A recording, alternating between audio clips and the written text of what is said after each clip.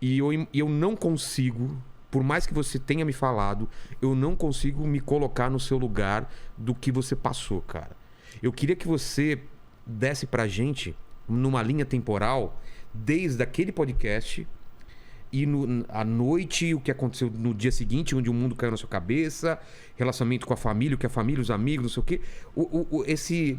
Dar o contexto do que estava acontecendo e as horas e os dias seguintes. Como foi pra você? Bom, primeiro dia do apocalipse, eu acordei 11 horas da manhã, porque o papo tinha ido até 2 horas da manhã, eu acho que do dia Era dia você, anterior. o Kim e a Tabata, certo? Isso. E aí eu acordei com uma ligação. Me acordaram, na verdade.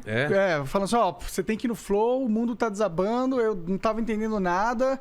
Aí eu fui lá e descobri o que tava acontecendo. Todo mundo lá dentro tava... Loucura total. Completamente desesperado, entendeu? Em pânico. Em pânico mesmo, assim. Quem você encontrou primeiro lá? Você encontra o Igor, você fala antes? Ou você... O Igor tava no Rio de Janeiro, cara. Putz, é mesmo, eles estavam indo pra falar com o Zico. Isso, ele e o David Jones. isso. Então, você acaba falando com quem lá? Tava todo mundo que... Tava o André, que é o CEO, tava o Bruno, que é o CFO. Tá. E tinha uma galera lá. Esperando pra fazer uma reunião pra saber o que... As medidas a ser tomadas? Isso, assim? exato. E meio que a gente já tava, mano... Puta, não vai dar pra tancar... Essa foi muito grande, a gente vai ter que dar algo. A estratégia que eles tinham era dar um corpo pra salvar. Literalmente mesmo. Não adianta só pedir desculpas, não adianta retratação. Não, primeiro a gente pediu desculpas, aí não ajudou. Então, mas isso. Piorou, inclusive. Isso fez parte da estratégia. Fala, tipo, faz um vídeo. Sim, eles falam, tem que pedir desculpa e tal. Eu falei, cara. Vou pedir desculpa, né? Por mais que eu não tenha defendido nada abominável como estavam interpretando. Como tem gente falando até hoje, deixar claro que você não defendeu em nenhum momento. Tá muito claro lá. É que você foi esticando o assunto, parecia que você tava defendendo. Você queria a liberdade de fazer qualquer coisa, até merda, entendeu? Até coisas absurdas, coisas, como fala... não é absurdo, é o limite, né? Na verdade, existe uma lei nos Estados Unidos que é a primeira... Isso, é isso que você estava falando. É a primeira emenda dos Estados Unidos, a maior democracia do mundo, né? O país talvez mais moderno que a gente tem, talvez o mais avançado nas questões sociais, há discordância sobre isso, mas eu gosto muito dessa lei. E o que essa lei diz? Que a liberdade de expressão é garantida, a liberdade de expressão e de associação, né? Então, por isso acontecer...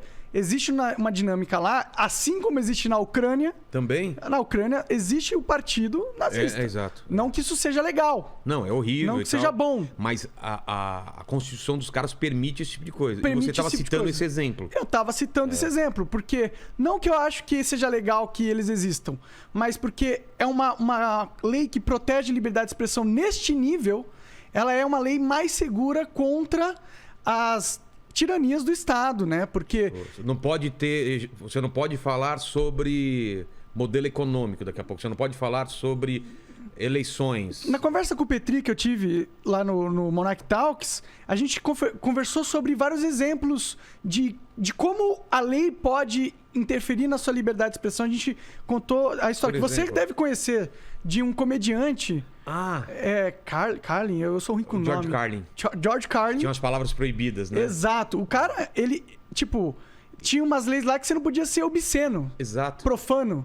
Entendeu? Então, esses tipos de restrições à liberdade de expressão acabam matando a comédia, né? Por isso que eu acho importante você ter uma proteção ampla ao que se pode dizer, né? Então, em nenhum momento você queria... Não, eu acho que tem que ter aquele partido ou tem que ter aquele outro. Era só... Você estava discutindo a liberdade de expressão, mas depois a gente volta sobre... Na minha visão de sociedade perfeita, a gente tem a liberdade de ter, mas ninguém nunca criou. Porque não existe essas pessoas idiotas no mundo. Não vai ter alguém que vai querer uma coisa tão absurda e bizarra desse jeito. Exato. Mas sem que isso seja imposto pela lei, tá ligado? Isso tem que se dar de um avanço da sociedade. É que aqui é crime, né? Aqui é crime. Isso que pegou, entendeu? Você estava citando o exemplo dos Estados Unidos. Sim. Mas depois a gente fala mais sobre liberdade. O que é crime aqui é fazer apologia. Entendi. Entendi? É você falar que acha certo a parada. Tá. Eu não estava falando que é certo a parada. Pelo contrário, a gente estava discutindo como mitigar os efeitos da parada. Mas disseram que você cometeu crime, você vai ter que depor em alguma coisa sobre isso? Ou não? Cara, está rolando uma investigação pelo MP Nacional, Federal, que eles vão ter que decidir ou não se eles apresentam uma denúncia como se eu tivesse feito apologia para ser julgado, entendeu? Entendi.